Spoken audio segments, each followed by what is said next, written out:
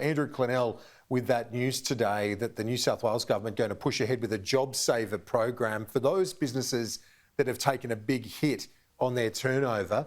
Apparently, the New South Wales government's asked for 50-50. The feds, your government, haven't said yes. Why? Well, Kieran, it's good to be with you again. There's no doubt that across Australia we've got different people who are doing it tough right at this point in time as we face the peak, or just come off the peak in some cases, of the Omicron variant and its impacts. But each of our different budgets and budget updates have been framed around saving jobs as well as saving lives. And those measures continue to be rolled out across Australia. So the support that we're providing through the loss carryback arrangements for Australian businesses, the type of stimulation that exists across the economy through the investment incentives that we've put in place, the type of support for construction industry activity and so on, all of those remain very real. And indeed, we have hundreds of billions of dollars of support, but also we see much of that as still sitting on the bank balances of Australians through the paying down of mortgages earlier, through higher savings rates, including savings in a number of Australian businesses. So we've made sure the support we've got is there, is ongoing, has been up front through much of this pandemic to help with the continued pressures and areas of recovery. But this is a small business constituency, particularly, that have copped it.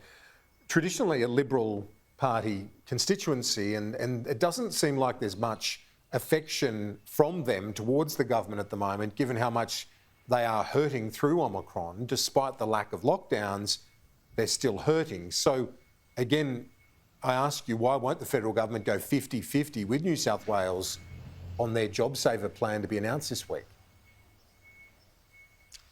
Kieran, because just as I outlined, the type of economic support we have in place is ongoing. It's using existing systems and mechanisms that are there. Yes, at different times we've partnered with the states for certain particular things during extended lockdowns, but we've also put in place structural assistance that can apply right across the Australian economy to help and support different Australian businesses to get the best possible outcomes for themselves, using the tax system and other mechanisms to be able to get through these tougher times. So we're very determined to make sure that we continue to drive that economic strength we've seen as a country. And we, of course, just saw unemployment figures last week come in at historic lows for Australia. We're seeing jobs in terms of 1.7 million extra jobs that have been created since we've been in government. A huge jobs growth amongst Australian women, huge jobs growth amongst young Australians. We've got youth unemployment down. These are very strong outcomes. Yes, we know it's tough times in certain sectors right now. Are you looking at this sort of additional support, though, the economy, potentially in the budget, a pre-election budget, to announce this sort of support? Are you open to that? Kieran, each and every budget and budget update we've handed down, we've looked at what is necessary to see Australia through the depths of COVID-19 and to make sure the recovery is successful coming out of that. And the strength of that recovery, notwithstanding the pressure points that are there due to Omicron right now, can be evidenced by those really strong employment figures and by the fact that we have bounced back so strongly each and every time. Of course, in the next budget, when we hand that down in March, we will continue to look at how we can have the strongest possible economy, building on the tax cuts that we've delivered that are currently putting $1.5 billion extra into the pockets of Australian households each and every month, and the potential for that to be able to flow through those households into Australian businesses to help with their recovery. One of the things that's hampering, obviously, the broader national recovery has been state border closures. You've got the WA decision now. You've said it's a matter for West Australians to debate and come up with an answer. Do you think, though, Omicron will force their hand eventually here?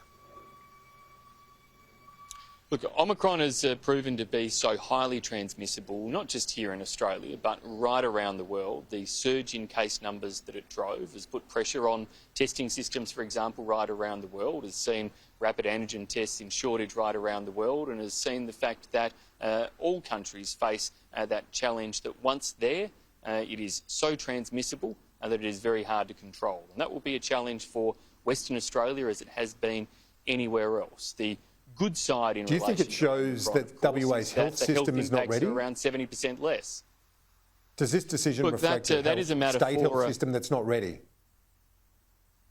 Look, that really is a matter for debate within Western Australia.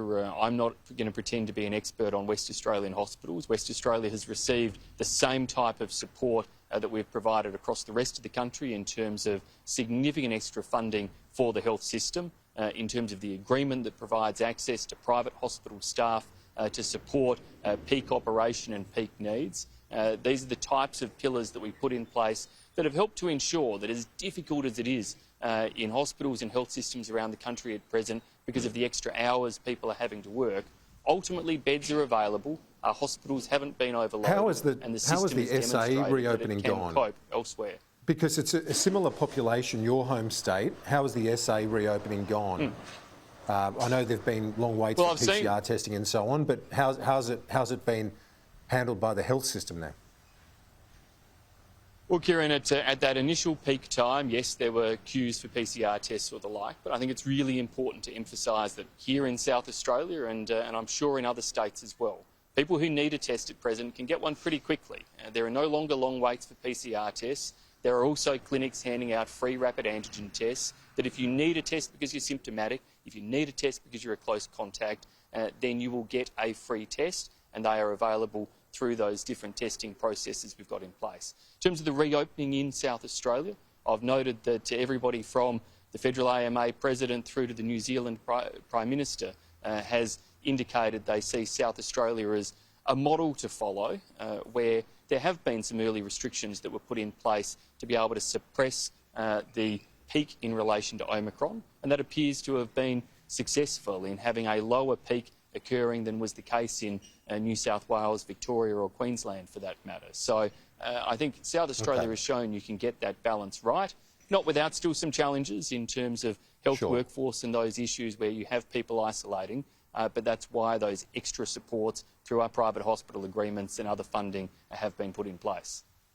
Your colleague Barnaby Joyce, the Deputy Prime Minister, says some people are hoarding the rapid tests. Is this an attempt to point the finger at others to deflect blame from the government? Kieran, as I said before, the shortage of rapid antigen tests is a global phenomenon. Omicron being such a hugely more transmissible variant created difficulties in supply chains right around the world. We were able to continue to supply millions of tests to the aged care sector in Australia to make sure that we maintained as a nation some of the highest testing rates per capita in the world. So people aren't, despite all of that pressure we saw, all of those queues. Well, I think the hoarding threat is actually probably most great under whatever it is the Labor Party's policy is, where they say they'll give them all out for free. Now, it's not clear when you look at the detail of what they're now saying as to whether that means you have to make an appointment with a doctor to get it through Medicare, or whether it would be free under Labor to go and just take them off the shelf at the supermarket. What we've prioritised quite rightly, January 2022? Well, Kieran, what we've prioritised and where we're making sure that we have kits available in aged care, the millions of kits that are necessary there, in our hospital systems, in working with the states and territories for solutions around schools, that we want to ensure, firstly and foremost, that testing is free for those who need it, people who are symptomatic, that it's free for those who are close contacts, that where it needs screening in higher risk environments such as aged care, health systems, or indeed in the management of schools. So you disagree with Barnaby Joyce? That there is support for that testing.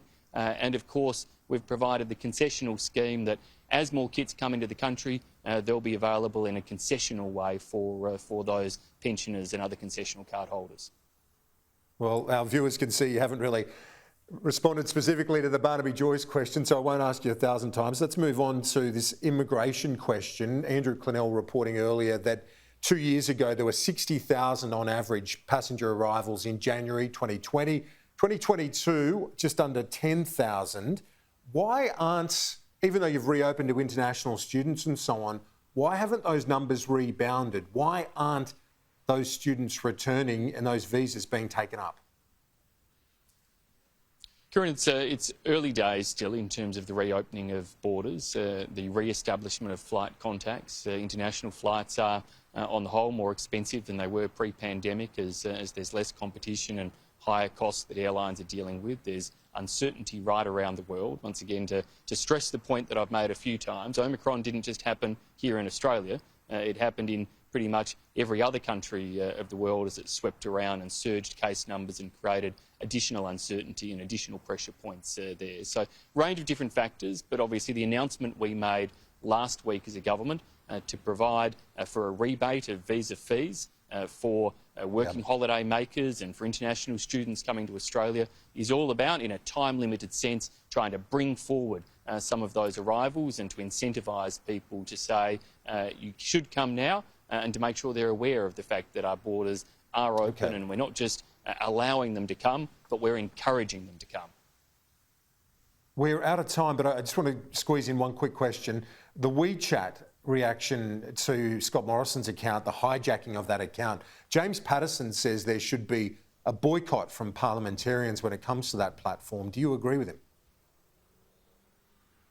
Well, frankly, on the way WeChat has behaved, I'd not only back James Paterson in encouraging parliamentarians to boycott WeChat, but I'd urge all those in Australia to have a second think about using WeChat as a platform. I know that for many Australian citizens of Chinese heritage or Chinese nationals living in Australia, it's an important form of communication between family members, but this sort of political distorting of a communications platform, this astroturfing type activity of essentially stealing the Prime Minister's followers list and taking control of it, that obviously deserves condemnation, and it shows that, that as a communications platform, WeChat simply can't be trusted. Minister, I appreciate your time and thanks for joining us for the first time of 2022. It's going to be a big year. Thanks, Kieran. Look forward to a few more chats, I'm sure.